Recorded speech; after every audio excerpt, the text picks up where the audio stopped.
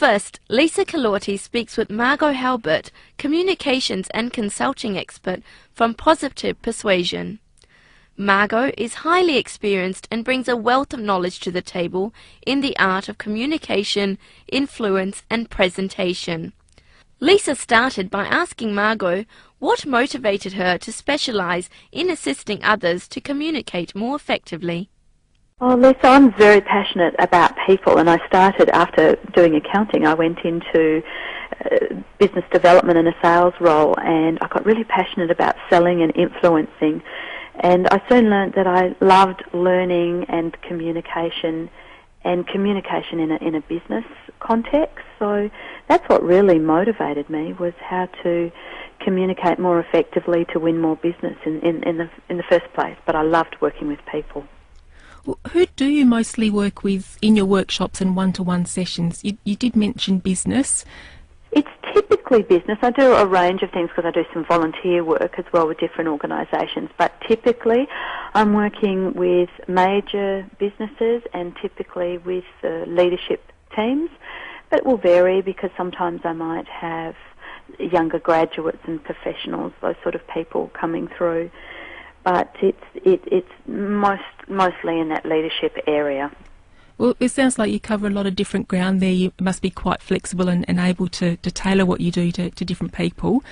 Can you briefly touch on some of the issues you commonly address in your workshops? Love to. Well, I'm a keynote speaker, and I'll also run small, so you'll have a larger group for that, and also work with more smaller, intimate groups, and I do a lot of executive coaching one-on-one. So the issues, as you can imagine, it's typically I'm invited in where it's communication and influencing skills, and that's for a range of reasons, but one of the key ones is where it's critical to the business results or to the individual's role. An example might be I worked with a group last week that were going for a major piece of business that they needed to win, and they needed to communicate that effectively to the client. Or next week I'm working with a group of safety professionals, and that's critical. They're offshore, and how they communicate, of course, affects lives. So it's quite broad. For some people that I work with, there's real fear and trauma around the way that they communicate, particularly if they have to go to more senior levels or large groups. Yeah. And some of the people I work with, it's when they really, and I really love this work, when they really want to shift in their performance. Somebody recently was speaking at a what they call a road show for their business, and he wanted to do it really, really well. He had an audience of about 400 or 500 every time. Wow. And just wanted to go to the next level. Yeah. And I love that sort of work, helping people continue to grow and do it even better. Something I wonder about is just the difference between men and women and difficulties that we can have in relationships, whether personal or professional.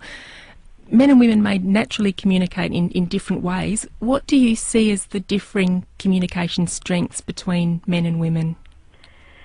It's a really interesting question, Lisa, and then there's lots of people like Alan Pease that have written loads of books, and of course Men from Mars and Women from Venus. The first thing I'd like to say is I think we need to encourage diversity in any of our conversations to get the best outcomes. So when you have men, women, or different cultures, different age, all sorts of diversity, you get a far richer outcome. So if you generalise and say, where do you see men and women different, I guess in most of my work, some of the men, it's the banter and the way they have a very different style, whereas for women, they perhaps, this is very general, are not as perhaps as assertive as they might be. That's one of the things, but I see more the differences in styles generically, not necessarily the gender differences. Margot, what inspires you to keep going with this type of work? The real thing for me is I love learning and growing, and through my associations with national speakers, there's the opportunity. I'm always challenged, and I love thinking on my feet, and always juggling, new technologies like social marketing and how as a small business operator I can continue to be relevant to my clients and really add value to what I'm doing to them. So the constant change, I relish and love it. Sounds like you keep educating yourself, constantly updating your skills, updating your knowledge. And you learn so much from being with your clients and other people. And that's really what it triggered. One of the things we started to talk about was an initiative through the Methodist Ladies College I've been working on called Women Who Lead. Right. And that we were inspired to provide a forum for women to develop and be inspired in the way they lead in our community in any way. We just need more women leaders. And we've been running this program for about 18 months.